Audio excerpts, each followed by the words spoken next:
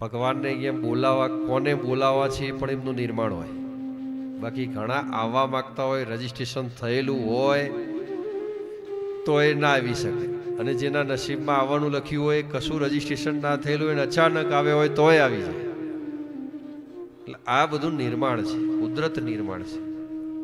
ભગવાનને એમ લાગે કે આ જીવાત્માએ જીવનમાં કંઈક સારું જીવન જીવ્યા છે, કંઈક જીવનમાં એમને સારા કાર્યો કર્યા છે અને જીવન અતિ પવિત્ર રીતે જીવ્યા છે. જ્યારે પરબ્રહ્મ પરમાત્માને એમ થાય કે આમને ભાગવત લગતું જ્ઞાન મારે કંઈ પ્રદાન કરવું છે, ત્યારે પરબ્રહ્મ પરમાત્મા આપણને આ ભાગવત કથાનું જ્ઞાન પ્રદાન કરાવે છે.